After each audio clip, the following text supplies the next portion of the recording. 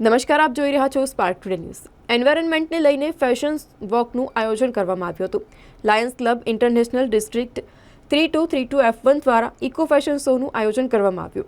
શહેરમાં ખાનગી હોસ્પિટલમાં એન્વાયરમેન્ટને લઈને ઇકો ફ્રેન્ડલી ફેશન શોનું આયોજન કરવામાં આવ્યું, જેમાં મોડલ યુવતીઓ રેમ્પ વોક કર્યું હતું। રેમ્પ વોકમાં મોડલોએ પર્યાવરણ બચાવવાના સંદેશની સાથે વેસ્ટમાંથી બેસ્ટ બનાવેલા વસ્ત્રોનું રેમ્પ વોક આકર્ષણનું કેન્દ્ર બન્યું હતું। કાર્યક્રમમાં રેમ્પ વોકમાં યુવતીઓએ અલગ અલગ કપડાં ફેશન શોના કાર્યક્રમમાં આકર્ષણ જમાવ્યું, જેમાં સયાજીગંજ વિધાનસભાના ધારાસભ્ય કેયુરભાઈ રોકડિયા, કોર્પોરેટર સંગીતાબેન ચોકસી, રોટરી ક્લબના સદસ્યો ખાસ ઉપસ્થિત રહ્યા હતા।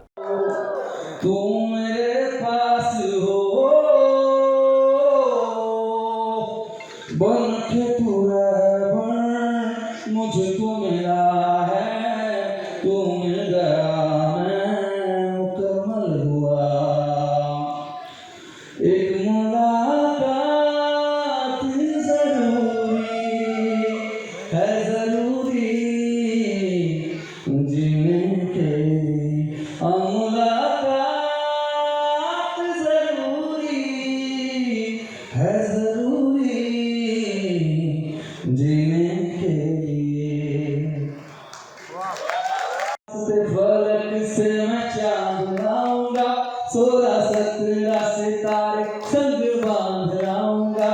तेरे वास्ते फलक से मैं चांद लाऊंगा, 16-17 सितारे संग बांध लाऊंगा। चांद तारों से कहो अभी ठहरे जरा, चांद तारों से कहो कि अभी ठहरे जरा। पहले इश्क लड़ा लूं, उसके बाद लाऊंगा, पहले इश्क लड़ा लूं, उसके बाद लाऊंगा। सिंग तेरे वास्ते से मैं चांद लाऊंगा, 16-17। क्या बात, क्या बात है, कैसे आप लोग? बढ़िया, ये बात है।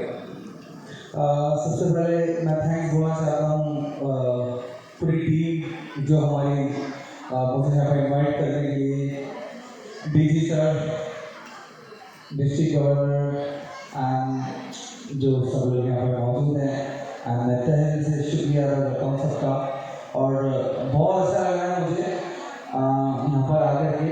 एनवायरनमेंट के लिए इवेंट है और आज मेरा बहुत ही स्पेशल शो था, बट मैंने वो कैंसिल करके मैं यहाँ पर आया हूँ।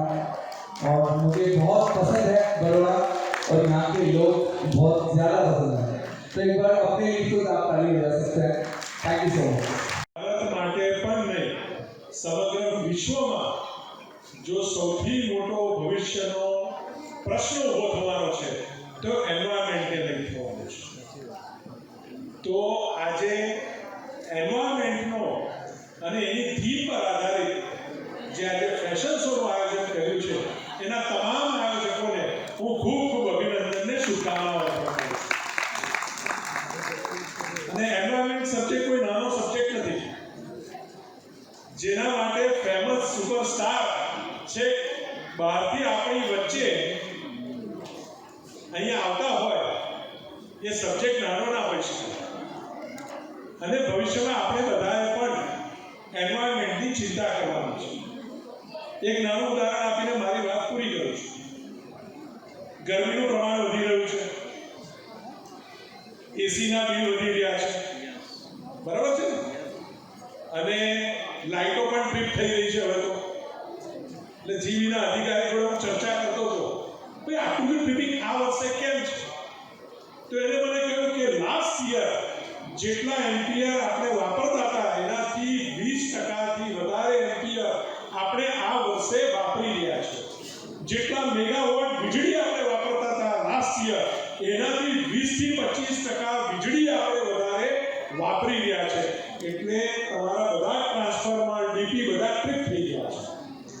આપણે શું કરીએ તો પછી લોડ આપણે તો 3 કિલોવોટ 2 કિલોવોટનું મીટર નાખ્યું હોય, એના આધાર પર 12 ડીપીને ટ્રાન્સફોર્મર મૂક્યા હોય, અને પછી દર વર્ષે એક એસી નવું ઘરમાં ઇન્સ્ટોલ થાય, આપણે લોડ વધારીએ નહીં તો પછી બહારની હાલત શું થાય?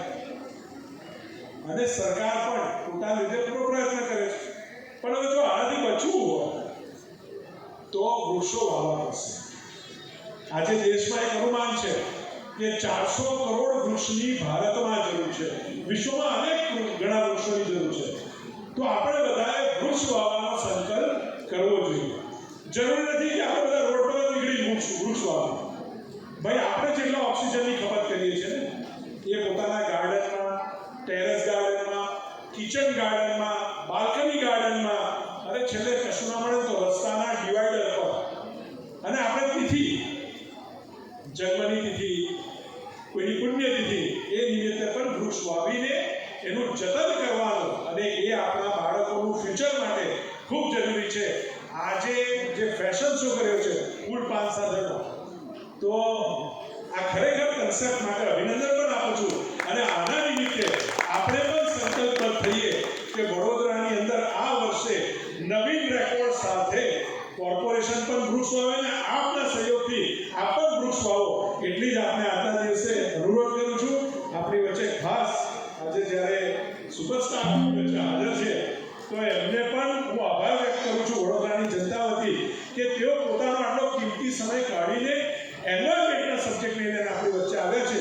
એમનો પણ ખૂબ આભાર. શુક્રિયા.